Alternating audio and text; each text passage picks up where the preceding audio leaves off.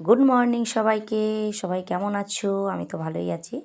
তো চলো একটা লাল শাকের রেসিপি আজকে দেখাই, শাক আর মাছ। তো এখানে লাল শাক নিয়েছি বেশ কিছু ধনিয়া পাতা, আর নিলাম পেঁয়াজ কুচি, টমেটো কুচি, আর নেব জিরে গুঁড়ো, হলুদ গুঁড়ো, ঠিক আছে। আর এখানে তোমরা লঙ্কা গুঁড়োও অ্যাড করতে পারো। তো সমস্ত উপকরণ নেব, নিয়ে ভালো করে হাতের সাহায্যে কিন্তু চুটকি একটু মাখিয়ে নিতে হবে। অবশ্যই হাতের সাহায্যে ভালো করে মাখবে। এখানে কিন্তু চামচ দিয়ে মাখলে ঠিক হবে না। এখানে আমি একটু সর্ষের তেল দেব আর দেব কাঁচা লঙ্কাটা একটু পরে অ্যাড করবো। আগে সমস্ত কিছু উপকরণ মেখে নিই, তারপরে এর মধ্যে কিছু গোটা কাঁচা লঙ্কাও দিয়ে দেব। তোমরা কিন্তু এক্সট্রা ঝালের জন্য এখানে লঙ্কা বাটা, কেউ যদি এক্সট্রা ঝাল খাও বা লঙ্কা গুঁড়াও এখানে অ্যাড করতে পারো। তো আমি এখানে চেরা কাঁচা লঙ্কা দিয়ে দিলাম, এখানে বেশ কিছু, এতেই হয়ে যাবে। আর পরে দেবো চিংড়ি মাছগুলো। চিংড়ি মাছটা এখন কম দেখাচ্ছে, বাট শাকটা একদমই কমে যাবে। পরে রান্নার সময় কিন্তু এটা ব্যালেন্স হয়ে যাবে। তো এই সমস্ত উপকরণ আমি এখন মাখিয়ে কিছুক্ষণের জন্য ঢাকা দিয়ে রেখে দেবো। এখন কিন্তু হচ্ছে লাল শাকের সিজন, আর চিংড়ি মাছ তো অবভিয়াসলি সবসময় পাওয়া যায়। তো একবার এই শাক দিয়ে মাছ এরকমভাবে রান্না করে খেয়ে দেখো, কিন্তু সত্যি অসাধারণ লাগে খেতে। এই এক পদ দিয়েই মোটামুটি খাওয়া হয়ে যাবে।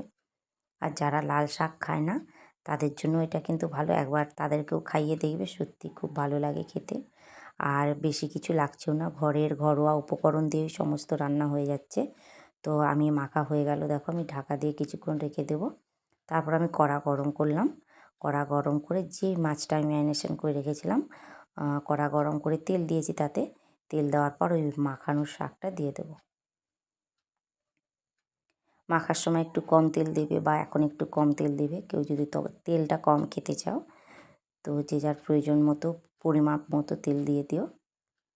আমি দেখো সমস্ত মাখাটা এখানে দিয়ে দিলাম। জল দেওয়া লাগে না, শাক থেকে অলরেডি অনেক জল বেরোয়, বাট আমি একটু জাস্ট থালায় তো মশলা লেগে আছে, ওই জন্য একটু থালাটা ধুয়ে আমি এখানে জল দেব।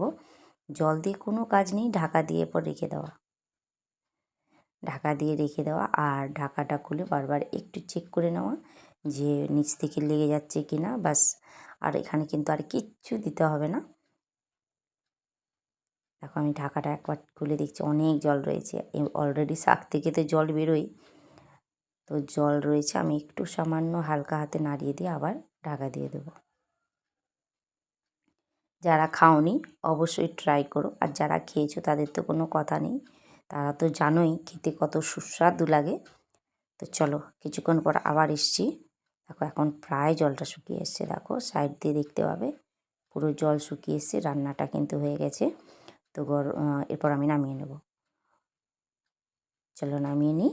নামানোর পর দেখো কতটুকু হয়েছে শাকটা, কেমন লাগলো অবশ্যই জানিও। টাটা।